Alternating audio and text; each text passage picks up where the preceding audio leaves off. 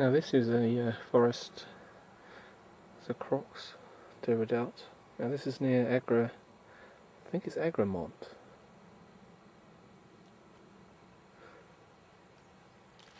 And here are some apparently most extensive collection of German concrete bunkers on a forward defence line.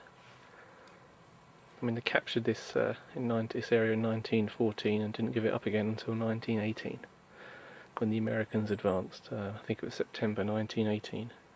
So there should be some good fortifications here.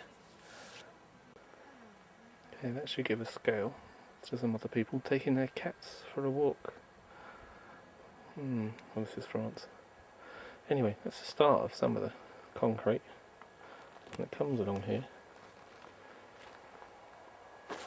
It looks like a standard trench system, but it's got concrete reinforcing the sides rather than the normal either wickerwork or some steel, like steel sheets that they had.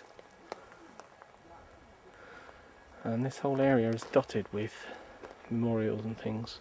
It's also got warning signs up reminding you that this isn't a 100% safe area.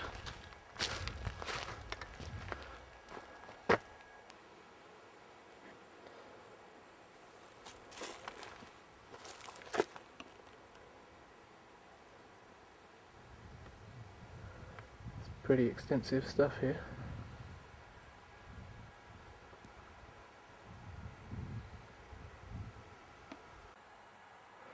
Right here they try to reconstruct a French, redoubt trench system, which should be quite interesting. I mean, it wasn't literally 30 metres away.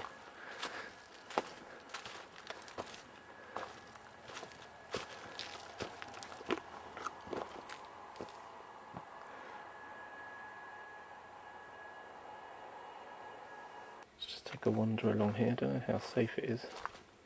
There's no warning signs up. Now, apparently this has been taken from a manual, French manual dated from 1915 on how the French built their trenches. That bit's collapsed. However, it does state that the trench technique used in this area was probably not this sort of technique. But it's just to show give an idea of what it was like.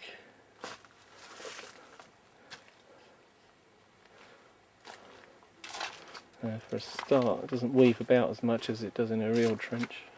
Lots of straight lines. Normally weaves a lot more.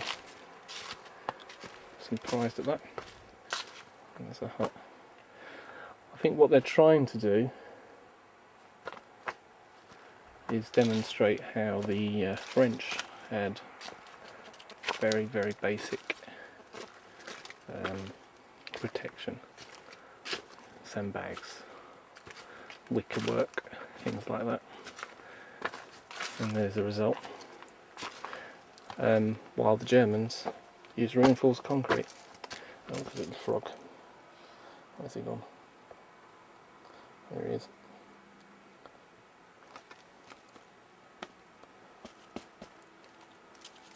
There he goes. Anyway, frog in a French trench. I'll let you work out the joke. I doubt there'll be anything similar on the German side, but we'll have a look. Well, surprisingly, there are steps down, not into that section, but into this section. So these are original trenches, German trenches with concrete.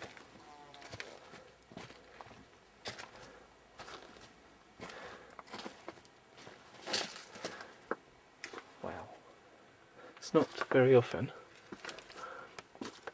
in any place I've been to in France or Belgium that what you're looking at is original. A lot of it is recreated. Sanctuary wood is a classic, very popular near Ypres, but loads of allegations that the owner redigs them every year and rebuilds them every year, so they're not really original. So this is original, very thin, just enough room really for one man to get down. I haven't seen any indication as to what they had on the ground, whether they had raised timber work, which was quite normal.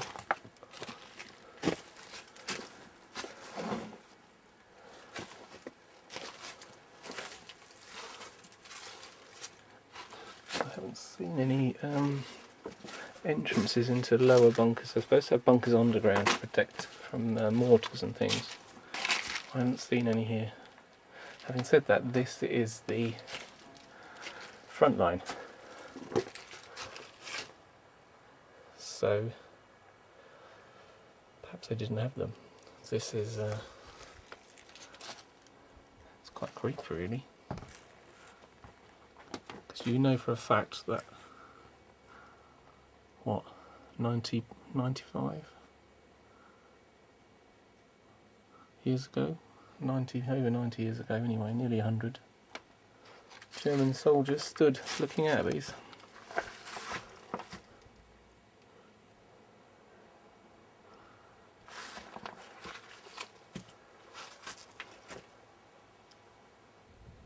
So the front line runs across here, and then this line must be the support line, which heads away perpendicular to the front line. Must be a supply line, relief line, whatever the word is, I don't know.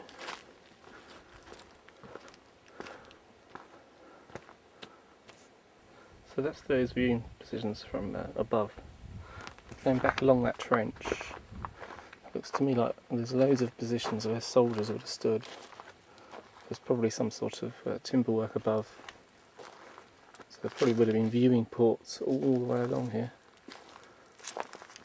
With guns, obviously, machine guns and whatnot. So every 2-3 metres there's a step looking out across what would have been no man's land. Right, this is just a couple of 100 metres around from those positions, but that's the kind of view they would have had. I think there was 100 metres or so of flat ground in front of them, but a view of everything. Now, just for fun, I spent 20 minutes walking around that ploughed field there. Well, it's just in front of the German line, don't forget. Now, I'm not 100% sure if everything here is World War II. That doesn't look it to me, but I picked it up anyway because it's unusual. Some old looking glass. Some bracket of some description. That's pottery, but feels very different. Everything else I think is World War I. So there's various metal bar, some sort of bracket, another bracket there, a nail,